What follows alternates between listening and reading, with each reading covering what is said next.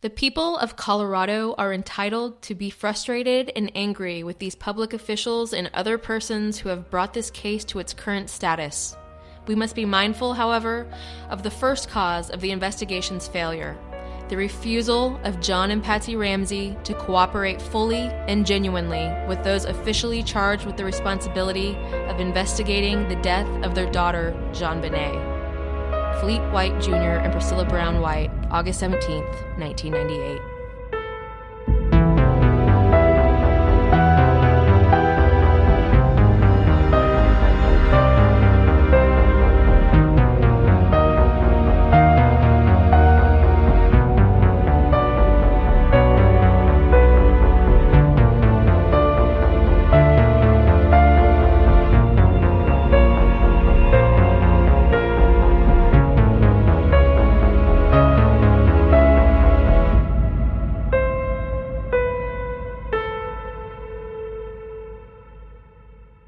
Keep It Real is a weekly podcast where we present our theories of the subjects we cover based on our interest and research. Some material may be graphic and disturbing, so proceed with caution.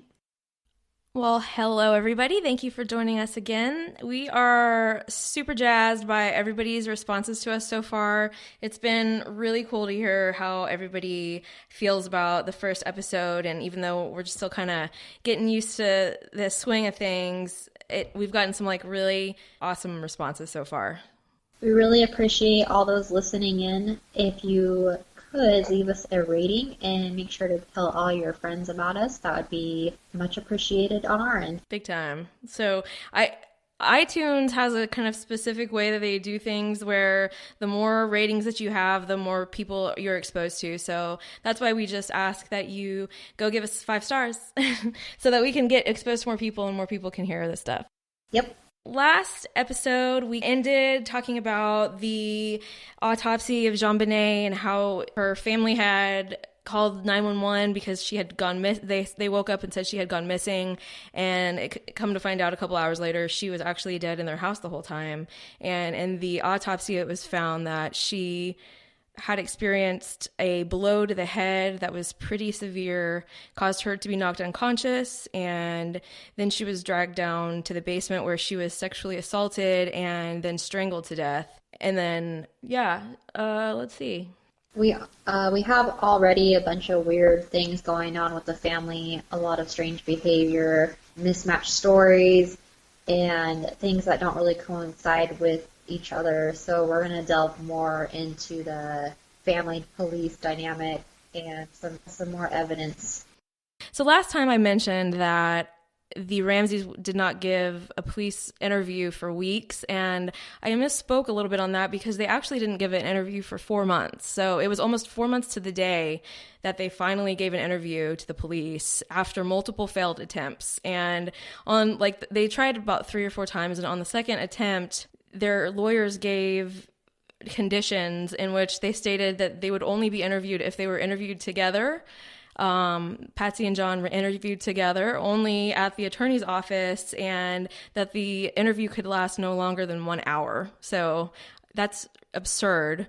The police department was kind of felt a little stuck, I guess you would say, because they have been trying to get an interview for months from these people, and here was an opportunity, but yet the conditions were just ridiculous. And the FBI's child abduction and serial killer unit, they advised the police department that that was just not acceptable. And so the police department declined that second interview. And then immediately following that, the Ramseys gave a press release that said the officers declined their interview, and that was all the information they gave. So that was just an early example of how they were trying to kind of spin the story in their favor, even though they were really the ones that were just not cooperating. To me, the only reason why someone would want to be interviewed together is to ensure that their stories matched up and that there was no misinformation from either party, I guess, if that makes sense. Yeah, totally. I mean, so that they can't say something that the other person contradicts, because at least if you're in the same room, you don't have that opportunity to just completely not hear them, what they're saying. So April 30th, 4 months later, they finally got an interview, the police, and the aspect about this little interview, that the reason they agreed was because their lawyers demanded that they be given all of the police investigative documents days before their interview. And the DA, Alex Hunter, agreed and gave them all the documents 2 days before their interview. So Patsy and John had access to all the evidence and police reports and anything that you could ever get any information from. And so did their lawyers before they were interviewed. And, and that is insane, in my opinion, to be blunt. So needless to say, the Boulder Police Department and the DA's relationship was pretty rocky, but I want to say something about the DA giving them the police reports, which is that there was an article released in Vanity Fair where a former FBI agent stated that the release of those documents to the Ramseys was tantamount to prosecutorial malfeasance, which prosecutorial malfeasance is an illegal act or failing to act on the part of a prosecutor, especially an attempt to sway the jury, to wrongly convict a defendant, or to impose a harsher than appropriate punishment. Shai, I'm going to let you talk, I swear, in a second, but this FBI agent was a 25-year veteran. His name was Greg McCrary, and that's the one who gave this statement to the Vanity Fair writer. And in addition to that, the Ramseys their attorneys offered this guy a place on their investigative team, and he declined. And here's his direct quote. I'm going to just read it to you. Because at a ratio of 12-1, child murders are committed by parents or family member. In this case, you also have an elaborate staging in the ransom note, the placing of the child's body. And I have never in my career heard about staging that wasn't a family member or someone very close to the family. Just the note alone told me the killer was someone in the family or close to it. Kidnappers do not spend hours at the crime scene after murdering their victim to compose letters. So the Ramseys being able to view all this evidence and police reports and documents puts them at such a huge advantage versus someone that wouldn't be able to devise a game plan knowing what they're going up against when it comes to these interviews. Right. They had a team of lawyers. It has been called like a cadre. I'm going to call it a swarm at some point in this podcast. Like, they had a team of lawyers working, probably going through those documents, giving them a game plan for how to answer questions that they knew were going to be directed at them. So can you imagine anybody who was guilty of a crime having access to those documents before being questioned by police? 4 months later, we've already passed the critical time in a murder investigation, which is in the immediately following the murder. That's the time when you really get the information from people before they're able to get stories lined up together, before they're able to come up with other alternative, excuses but we've already passed that critical time. We're 4 months later and they still are getting access to all these documents. That's just insane. This was the only case that the FBI has seen in their history where a child was taken for ransom then murdered in their own home. So the FBI agents were of the opinion that Patsy wrote the ransom note after the death to cover up the murder, and then the additional evidence of a staged crime scene led them to discount the intruder theory altogether. So the FBI also did not believe that there was an intruder. They thought the parents covered up the murder, and that is in line with what the Boulder Police Department also felt. But the only one that didn't feel that way was the district attorney's office. Exactly. And I just wanted to touch on something because it's kind of interesting that I had read into and found out that a lot of times people don't realize that there is a difference between a staged murder and a posed murder victim. Oftentimes, a staged murder victim is the victim of someone that they knew, especially family.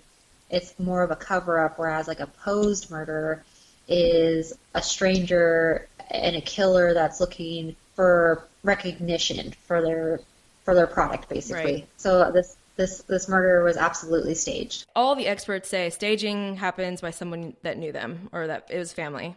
Yeah. So, there's just there's a lot of evidence that just piles up against this family that it seems to just go completely ignored by everyone in the DA's office. So the DA just continued to be adamant that the Ramseys had nothing to do with the murder. And the Boulder authorities maintained that the community was under no threat of a child murderer. So the Boulder Police Department was telling the public, you don't have anything to be worried about. So then who did they think killed JonBenet? I think we kind of know already, but let's just continue.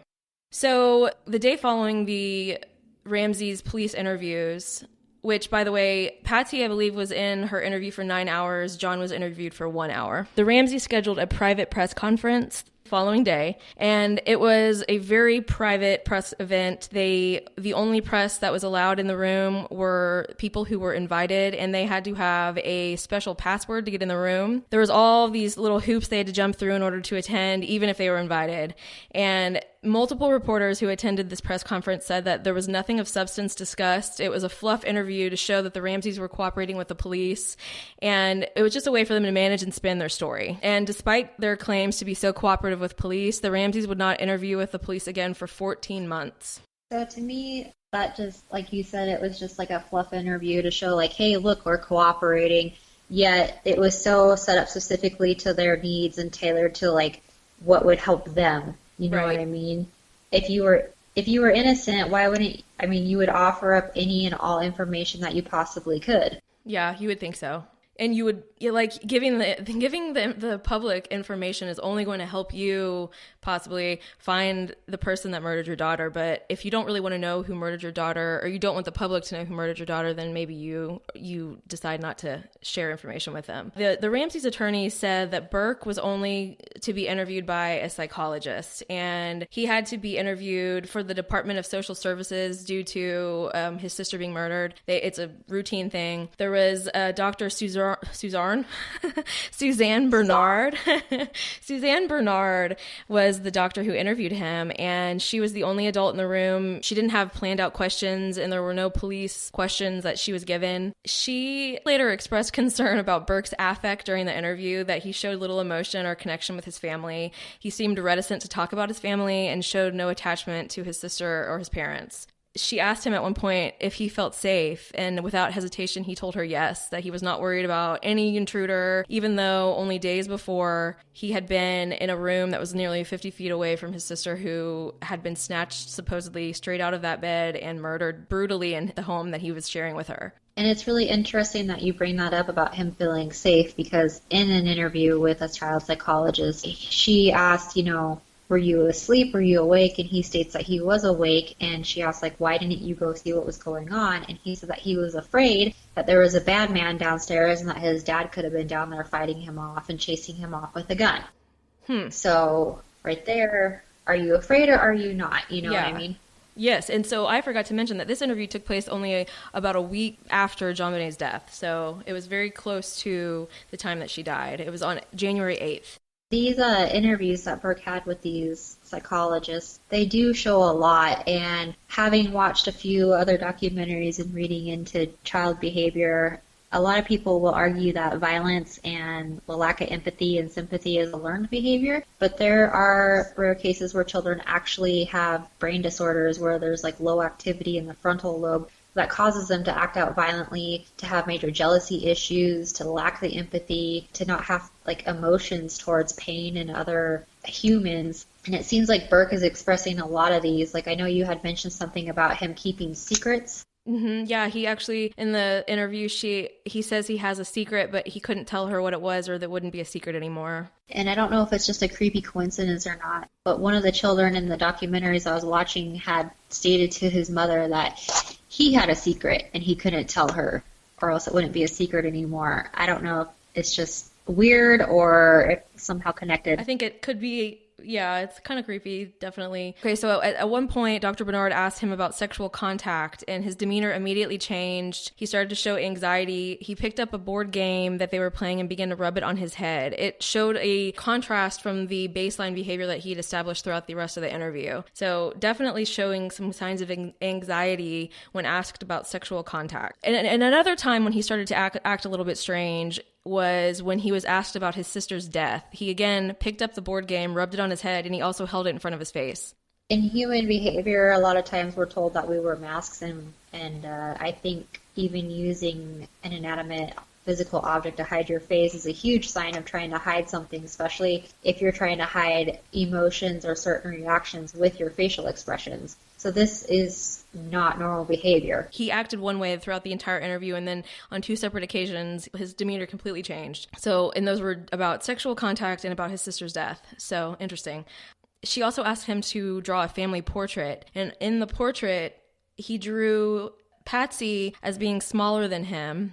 He drew his father up in a cockpit in a plane in the sky, and he did not draw JonBenet in the drawing at all. This was, like I said, this was January 8th. JonBenet had been murdered December 26th, and the doctor stated that in her experience, children who had suffered the same kind of loss continued to draw their dead family members in the family portraits for years after the event. And this was only a week later, and he had already just said, well, he was moving on. So as we know, there was a bowl of pineapple and cream on the kitchen counter in the home the morning that JonBenet died.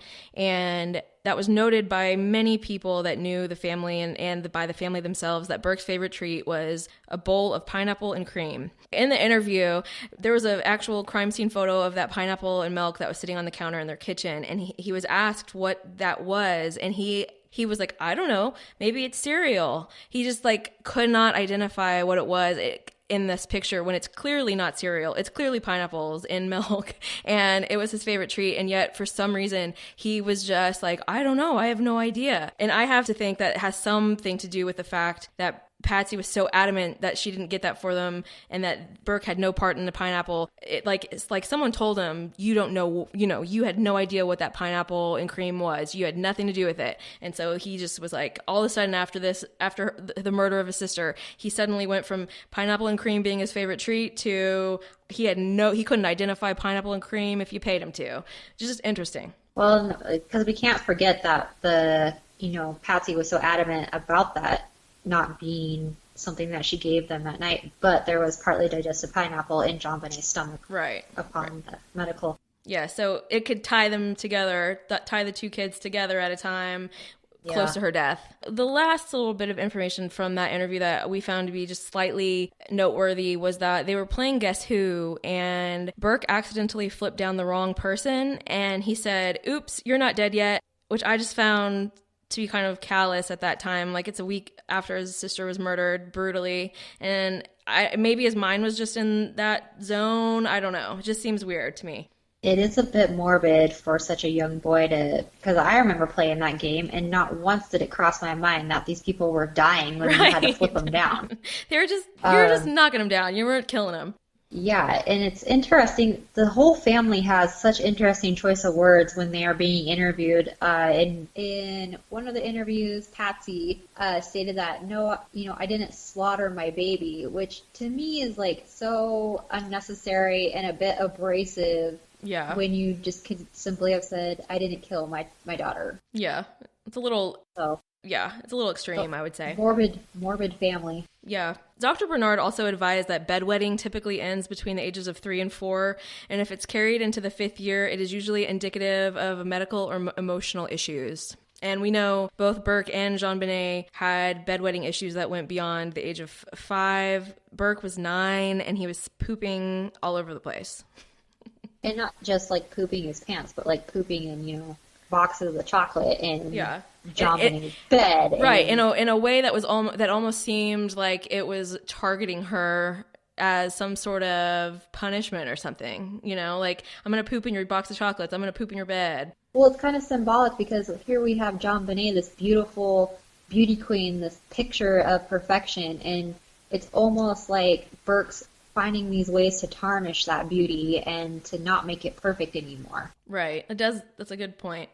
Actually, we're not done. Here's the last actual bit. So when Burke was asked what he thought happened to his sister, he said, I know what happened. Someone quietly carried her downstairs to the basement and then either stabbed or struck a blow to her head with a hammer. And he actually acted it out twice in the exact overhand blow that was responsible for the injury that JonBenet sustained. So that's just a coincidence. And in addition to that, he never mentioned strangulation like he had to his friend Anthony only a week earlier. I talked about last episode that a mother of one of his friends had heard Burke and her son speaking about whether JonBenet had been strangled manually. And this lady was Mary Ann Kempfer. And whenever the family went to Atlanta for JonBenet's funeral, Mary Ann and her son attended as well, and she watched Burke and her son because she didn't know anybody else there. So her son Anthony had said that Burke at the time, he kind of knew what happened and trusted that people would find out. And I found that to be interesting, that was his opinion of Burke about his sister's death. He said Burke was fine and he never saw him cry. And again, Burke and Anthony discussed whether or not JonBenet had been manually strangled, and it was only 2 days after she had died. So there were no reports being released about that at the time.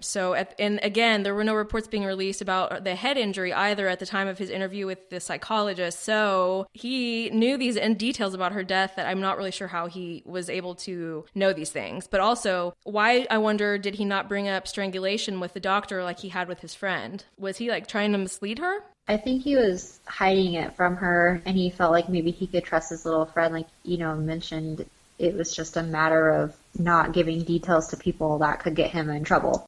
Yeah. Also, too, I'm sure everybody's seen it, but there's this famous interview with him and Dr. Phil, and Burke's a 29, almost 30-year-old man, but I feel like he never grew up. Like, there's something there, his demeanor and the way he carries himself is not a man at all. He's still very much that little boy. And it's kind of very strange to watch. I don't know if this whole thing kind of robbed him of his childhood, but he's smiling the whole time. And it's a very uncomfortable smile, but he's smiling and kind of sheepish grinning. It's really weird. Yeah, it is. It's just kind of off-putting. I knew that interview had taken place last year, but for some reason, until Shai said that, I did not think about the fact that he was 30 years old I was just looking at him like he was like a 17-year-old kid. It's very weird to think that he's 30 years old there. In the interview, even, he was asked about what he thought when he saw his sister at the funeral, and he was kind of saying how he just noticed the little casket and that one side of her face was droopy. And he kind of just brushed it off as like an ordinary, everyday thing that you would experience.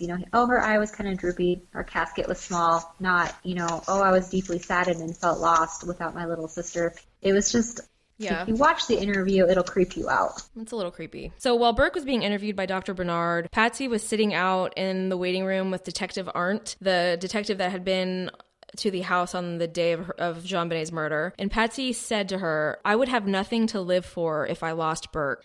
If that doesn't give her motive right there to cover up perhaps some actions that he took in taking her daughter's life, I don't know what does. That to me is like, yet again, another kind of spontaneous utterance that I kind of can't believe she even said that to a police officer.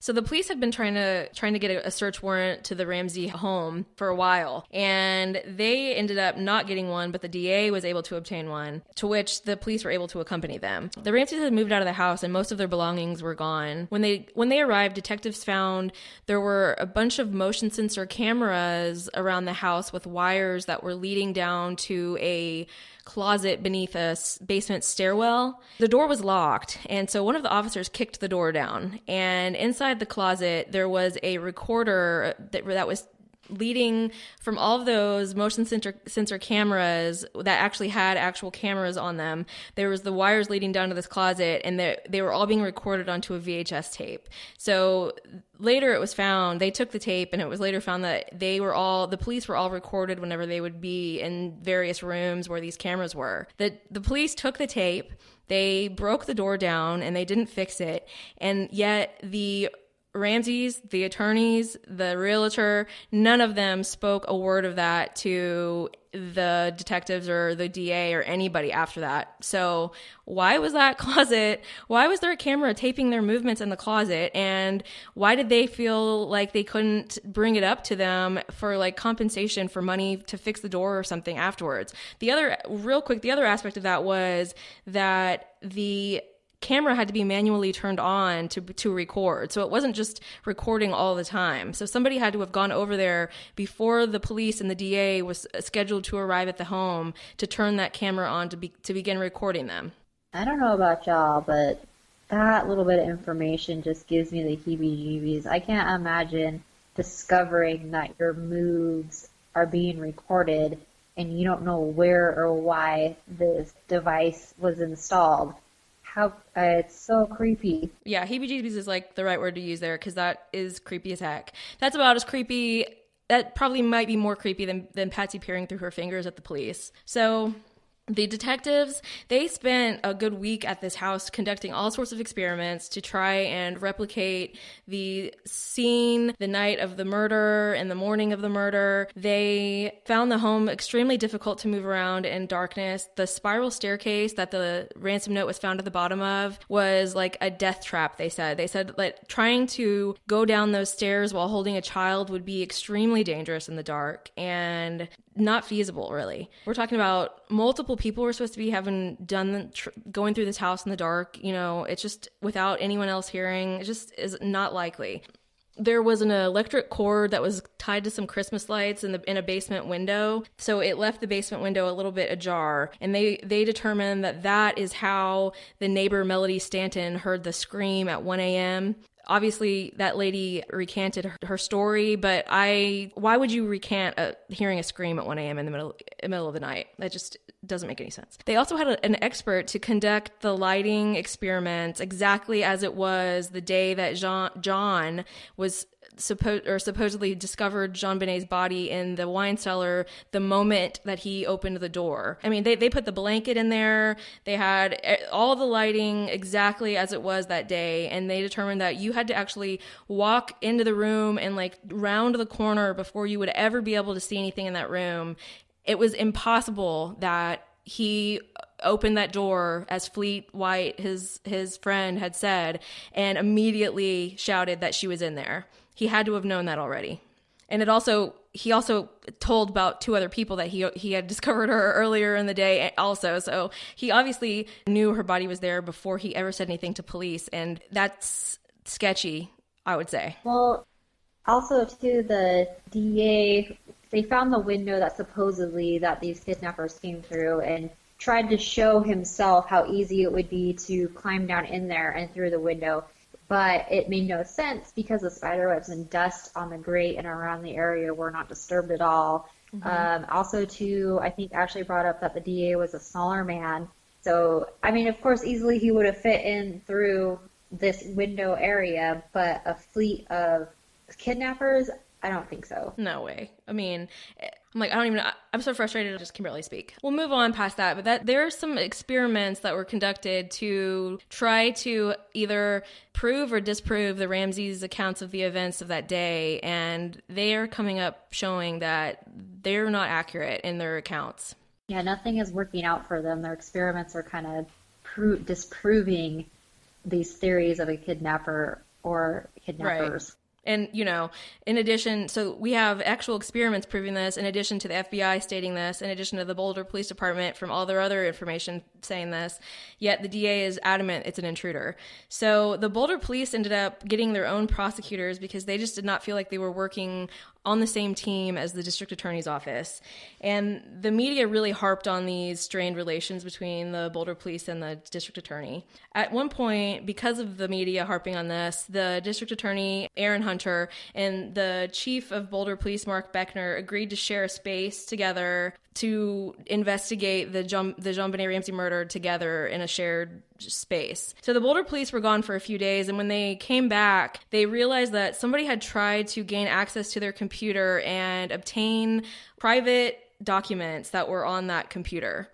They had a couple different IT guys come out, and everybody stated the same thing, that somebody tried to gain access to their private documents. So that was when the Boulder police ended their relationship with the DA on that investigation, and it lasted a whopping 1.5 months together in that room trying to find the killer of JonBenet. They were essentially diametrically opposed on their theories of the events. So the DA was just so stuck on this intruder theory, the police were like, no, dude, there was no intruder. There's something going on here with the family, and nobody wanted to hear it. So the Boulder Police Department is beyond frustrated at this point. I mean, they're presenting the DA with this evidence, and the DA is just kind of dismissing it and not making a big deal out of things that could possibly help solve the case. So, yeah, like you said, at that point, they were just done with each other. I mean, can you even imagine how frustrating that has to be to put all that time and manpower into investigating, have all this evidence, and yet you're just being told, nope, just doesn't make sense, even though it does. I mean, good grief. Yeah.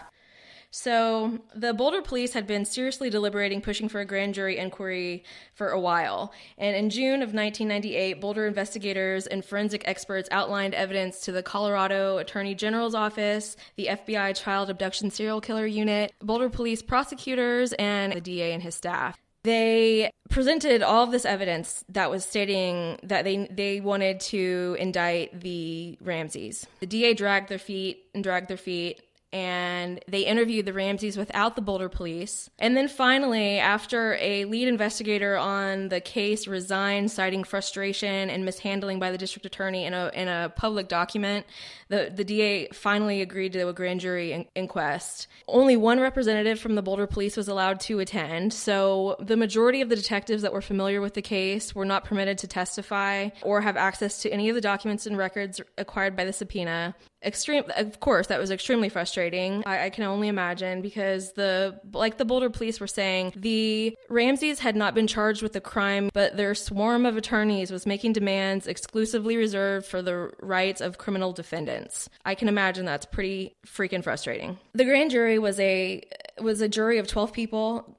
They studied evidence and information that is not all available to the public for 1 year. And after 1 year of deliberating and seeing things and documents and all sorts of things that we're not privy to, the grand jury came down with a recommendation of indictment of both John and Patsy Ramsey, which concluded, and I want to read this out, and I want you all to really pay attention. They concluded that John and Patsy each unlawfully, knowingly, recklessly, and feloniously permitted a child to be unreasonably placed in a situation which posed a threat of injury to the child's life or health, resulting in her death.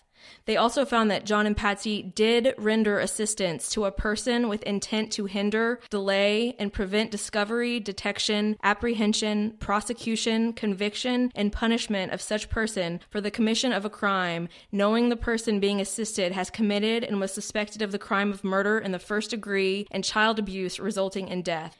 So in other words, the jurors they seem to say that John and Patsy didn't kill their daughter, but they opened up the situation for her to be killed, and then they helped the person that killed her cover up the crime, okay? Like, oh my goodness. Has anyone ever even heard that before? Please let us know, because I had never heard that before. In all the time I'd heard about JonBenet Ramsey and all the details I knew, I never knew that. Why this case is so frustrating, because of the media just kind of like portrayed it as, the parents did it, but there's like no really motive for the parents to kill her. Mm-hmm. So yeah, that's why it's important for us to, look into these facts and actually get what's right and what's true.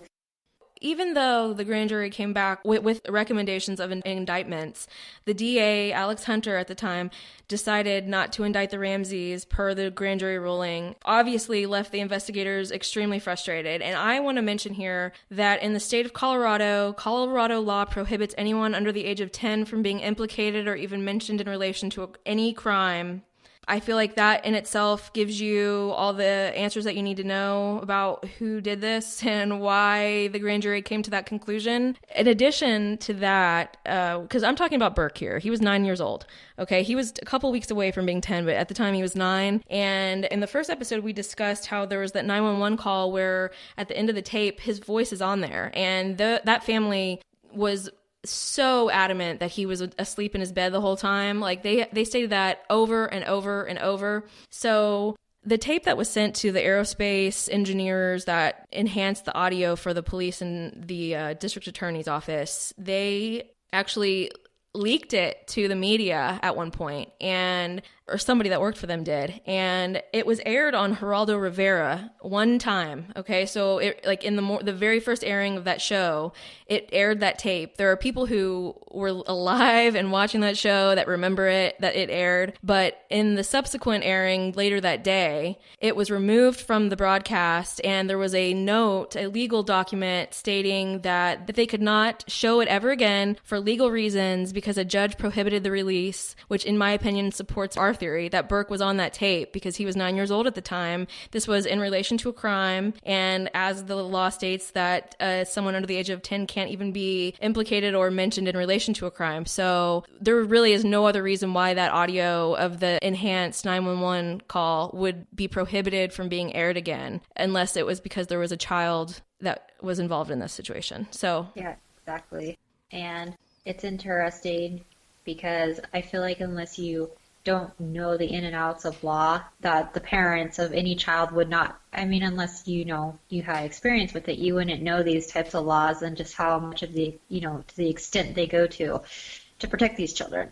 So. Right. So Fleet and Priscilla White, the Ramseys' friends, the very good friends who we've spoken about multiple times in this podcast so far, they went to their house on Christmas Day. They were called, the first people they called after Patsy hung up the 911 call. They came to their house the day that JonBenet was supposedly kidnapped immediately. This couple wrote a letter to the media immediately following the murder of JonBenet because they wanted a special prosecutor to get involved on the case. And a year later, in August of 98, they wrote the governor at the time, Roy Romer, because they wanted him to intervene and appoint a special prosecutor because they thought the DA mishandled the case. And when they closed their letter to the governor, they cited the Ramseys' refusal to cooperate as the first cause for reason of failure of the case. So this is their best friends that we're talking about here.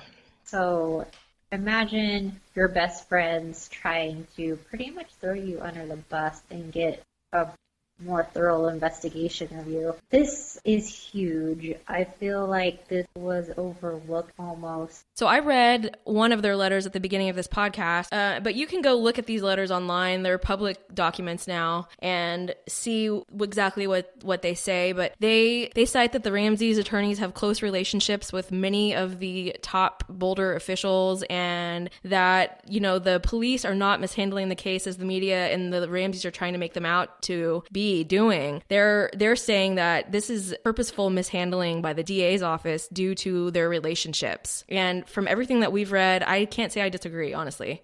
No. Here's an example of this. So Lou Smith was the lead investigator for the DA since the beginning up until this point in about 98. So he's the one that was just pushing this intruder theory like crazy. He went and did experiments we talked about it just a minute ago, where he said you could slip through the basement window really easily, blah, blah, blah. When he resigned from the DA's office as the investigator on this case and went on to work with the Ramseys and their investigative team to find the quote-unquote intruder. He had stated multiple times that he looked into John and Patsy's eyes and knew they were innocent from that alone. He also told a later investigator that it took 1 week for him to come up with the intruder conclusion based off of photographs of the scene. No mention of police documents or investigative documents. It was the photographs of the scene. 1 week. It took the same investigator months to come up with his theory that was much more involved than that. So that was just one example of the DA's relationship with the Ramseys, the DA's office relationship with the Ramseys. That's inappropriate. Yeah. They're supposed to be finding justice, like that's their job, is to get justice for this 6-year-old girl that's been murdered. Definitely a shady sort of relationship. They're almost too close together, and he retired as a DA but went to go work directly for the Ramseys, like you said. It's just a little suspicious to me. Oh yeah, I mean, and that's not even where it ends. So we'll get into more of it later. But I mean, the DA they're just up the Ramseys' butts, if you don't mind me saying so. So the lead prosecutor on the grand jury inquest, his name was Michael Caine, and he spent many hours interviewing the Ramseys, more than probably the police even got to, and had access to all those documents, like I said, that we don't have access to because we're not in the grand jury. And he said he felt that they had yet to give him a straight story. And he felt like their responses were like a press secretary giving spin, and they were careful and often scripted, and it was extremely concerning to him.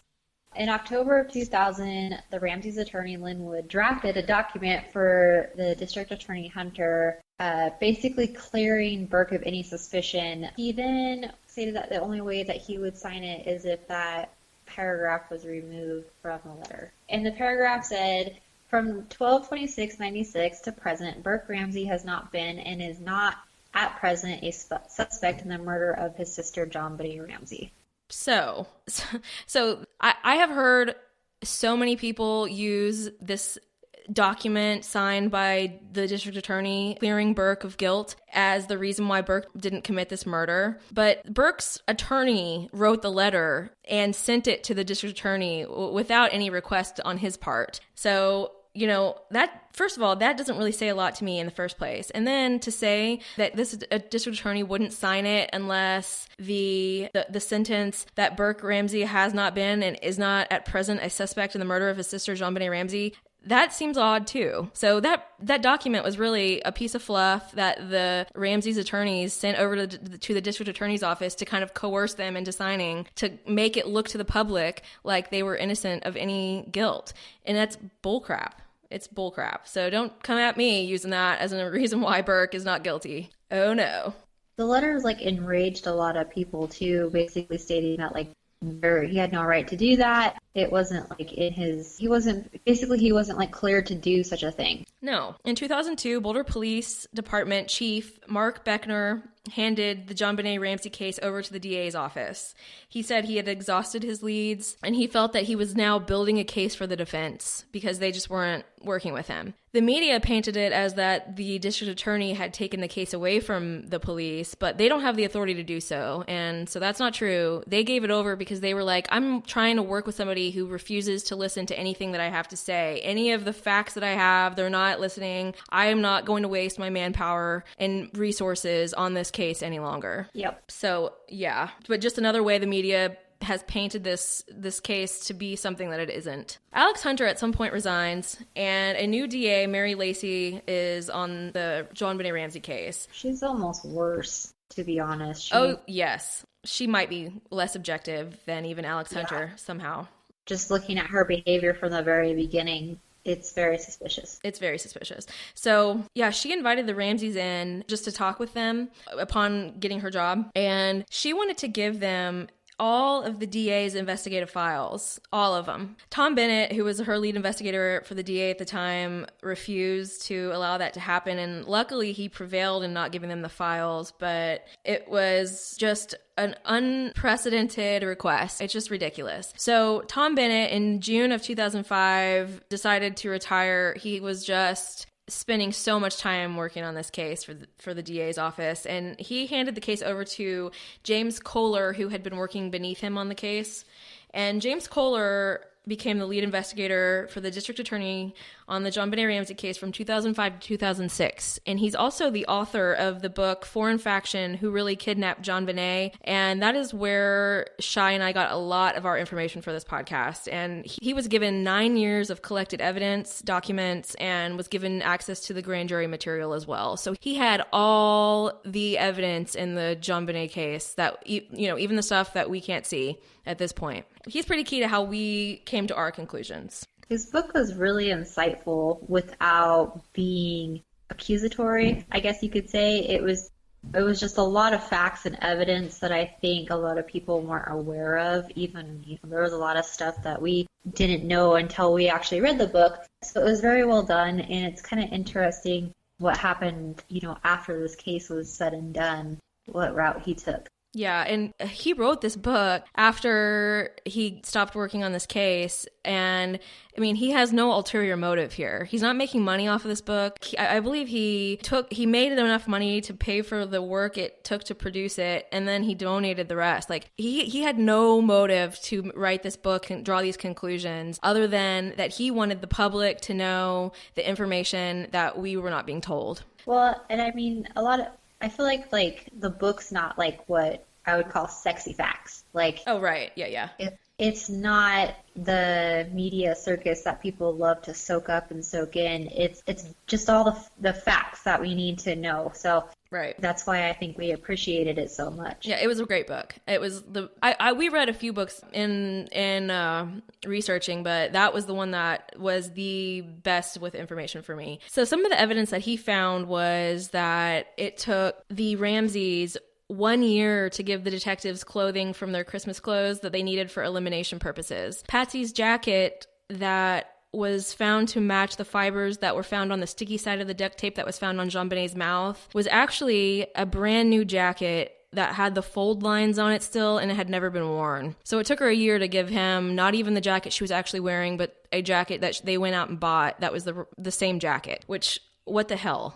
So the lab identified 8 different fibers on the sticky side of the duct tape that were microscopically and chemically consistent to each other and Patsy's jacket. And the same fibers were also found in the wrist and the neck ligatures that were found on JonBenet. They conducted a ton of experiments trying to lift fibers with the duct tape to replicate, if it was in fact because Patsy lived in the home, like they were just incidentally picked up.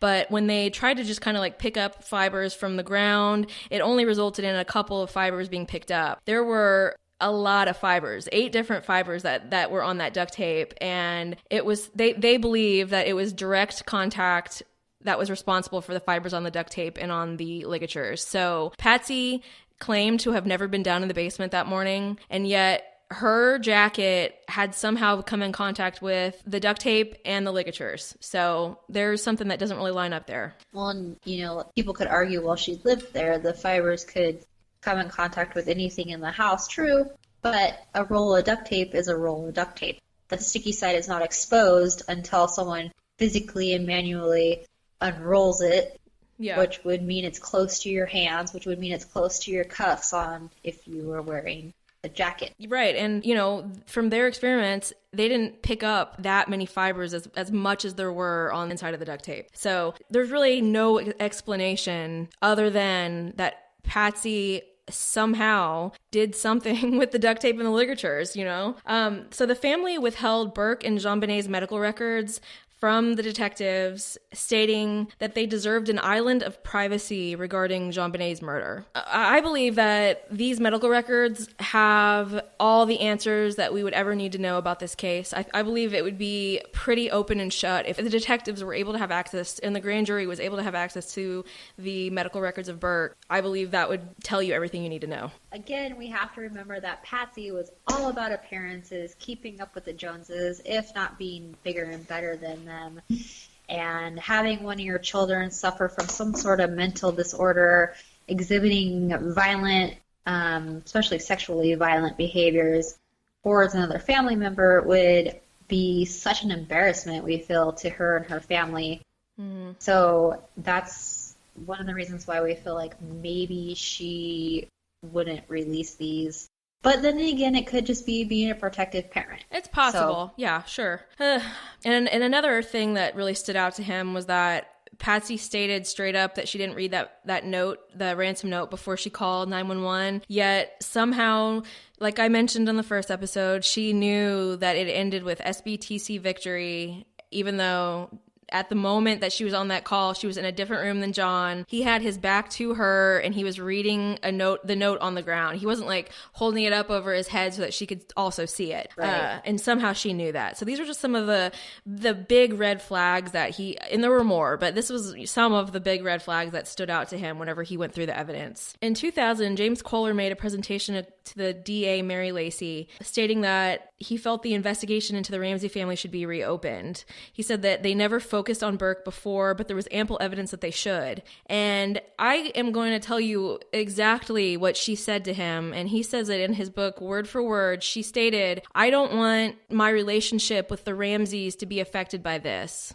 I have to think about it."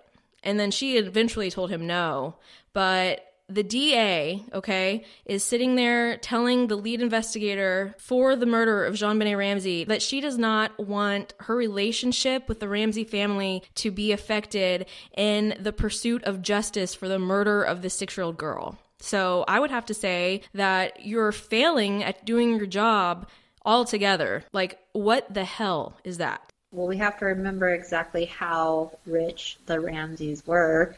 And yeah, like you said, isn't the job of a district attorney to bring justice? Like, that's... You would hope.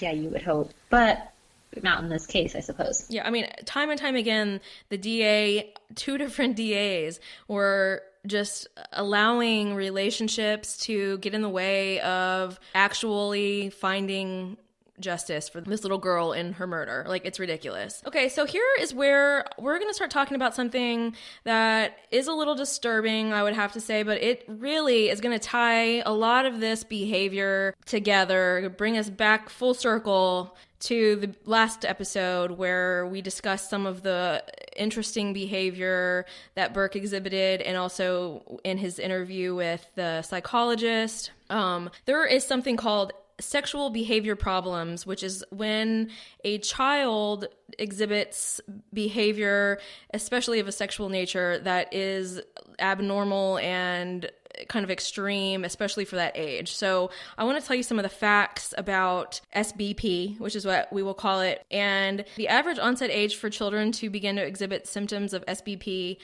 is between the ages of 6 and 9. It may be due to prior abuse, PTSD, anger, fear, emotional detachment. In 1979, the FBI reported that there were 249 rape arrests for kids under the age of 12, and 66 of those were under the age of 10. So these children with SBP can be as aggressive and violent as adults. Well, and again, as I mentioned before, a lot of people say it's like nature versus nurture. I think a lot of it is nurture, but then again, there are those special cases where it's both. So if you take a child with already like some sort of mental disorder and you nurture it with, maybe favoring another child, maybe this child going through sexual abuse, it's just going to really magnify already those issues that were present. Yeah, so, because that's a lot of people will say, he was 9 years old. You can't sit here and talk about a 9-year-old like that. Well, you can, because there is plenty of evidence that this stuff goes on.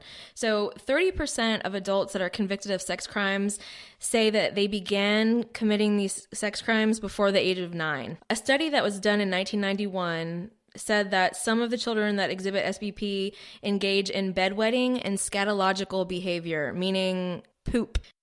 And we know Burke was a pooper. Yeah. In a 93 survey of SBP therapists, they identified behavior in 222 children ranging from voyeurism to coercion. The more severe cases exhibited digital penetration, penile intercourse, bestiality, ritualistic or sadistic sex abuse, and tying up of victims. They showed a lack of compassion and empathy, and they exhibit inadequate social skills. The victim may be object of revenge or anger and could be viewed as a favorite child. Their families usually portray themselves as being quote-unquote perfect. And there's also a higher incidence of other disorders like separation anxiety or attachment disorders. This is a good place to bring up that Patsy had battled with cancer and had survived for a while. But, as a child, cancer is a very scary thing. You know that people die from it. So there's a lot of what if mom's not here tomorrow type feelings that possibly could have been going on, which would create a lot of abandonment issues. Yeah, especially when, he saw his father as being this like distant, busy figure that was hardly ever around. Yeah, so it could have been, just a lot of loneliness and neglect, not purposeful neglect, but the feeling of being neglected. Well, and, so JonBenet was this like beautiful, glamorous little pageant queen who was clearly doted on by her parents. And I can see how that would kind of lead to Burke feeling like she was a favorite child and beginning to have some feelings of inadequacy. And we can also kind of remember that he had some jealousy issues with her that were exhibited already, like with him hitting her in the face with a golf club right around her birthday. I'm sure she had some sort of gift situation that kind of, pissed him off. There's also theory that part of the murder was instigated because of Christmas gifts, and that there were Christmas gifts in the basement that had been torn open, and they were supposed to have more gifts given to them in Michigan. And maybe, it's possible that he had seen something that kind of got him feeling that feeling where he gets jealous of her and it made him angry. And we also, we already talked about how JonBenet had been sexually molested in the weeks or months prior to her death. So, there's a lot of these sexual behavior problem behaviors sure seem to kind of line up with behavior that Burke was exhibiting prior to JonBenet's death. So I think there was a lot more going on behind the scenes, and it would have really taken a toll on Patsy, and, you know, she would never be able to live down the loss of face. Yeah, you know, when we see that there's ritualistic or sadistic sex abuse and tying up of victims, like, I hear people say that so often. You know, a 9-year-old doesn't have the wherewithal to make a garrote and choke somebody and blah blah blah. And I'm here to tell you, obviously that's not true, because there are actual cases, previous cases, where psychologists are identifying patients that they have who are below the age of 10, who have tied up victims, commit sadistic sex acts, behavior like pooping in weird areas. They lack compassion and empathy. I mean, it's just, it paints a picture that something was going on with this family. I wanted to bring up the whole tying up of a victim is a lot of times to perpetuate control, because some sort of control has been taken away from them. They have been belittled in some way. They have been abused themselves, and they couldn't stop it. They feel inadequate and inefficient, so that's their way of taking back that control and picking on a smaller, more helpless victim. It's classic case of why bullies bully. Right. You know, especially children. They come from an abusive home, they pick on smaller, weaker children because it's a way for them to exhibit control and have control over something, because at home they have none. So yeah, I mean, I believe we've kind of painted a picture with the facts here. Like, this is all just straight up fact, and it is what it is. So Patsy Ramsey actually ended up dying in 2006 from cancer. Burke and John are still kicking it. They're, you know, like we said, Burke gave an interview last year with Dr. Phil. It was a softball interview. Dr. Phil has the same lawyer team as the Ramseys do, and I believe that's probably why that ended up happening. But it's still a troubling interview to watch. He doesn't remember things that I would think he would remember that day very vividly, and he just now he's changed the story to saying he's like laying awake in bed. And well, he was asleep. His parents are very adamant about him. He was asleep, but he says, "Oh, I was listening to my mom downstairs going psychotic." Yeah. So now he's saying he's just laying in his bed awake, but didn't feel the need to get up. Right. So, I'm sure it's difficult for you to carry on a elaborate tale for this long, but we're just going to end it here saying that the Ramseys' preoccupation with image laid the groundwork for JonBenet to be murdered, and it gave them motive to cover up the murder after it took place. It's a sad, terrible case because we're ending it without any closure whatsoever. No one has ever been prosecuted in this crime. It is just, like I said in the opening, the investigators on the case just feel like justice may never be served because the person that probably committed this crime was underage, and the parents, one of them is not even alive anymore. And I believe the statute of limitations for cover-up of the murder, it has passed. So unfortunately, the only justice that JonBenet will ever get is if somehow we're able to see documents that we've never been able to see before and at least find out who actually murdered her. As it stands, I believe we know. We're not telling you what to believe or who to accuse, but we are just hoping that this kind of, like we stated in the very beginning, brings light to more evidence that would help you kind of further see into the case and kind of get away from what just the media has portrayed this case as. Exactly. Like the actual facts in this case have a bias. It just is what it is. Yep. So that's it, everybody. We're done with JonBenet. JonBenet. That was another information-heavy episode for you. I can't wait to hear what you guys have to say about this episode. Don't forget to tell your friends and family about the podcast. Share our page if you really like it. We appreciate any support and exposure. Hope you're keeping it creepy out there. Yes. Spread the word, everybody. We will be back next week with a brand new case. We are excited to see you then. Bye.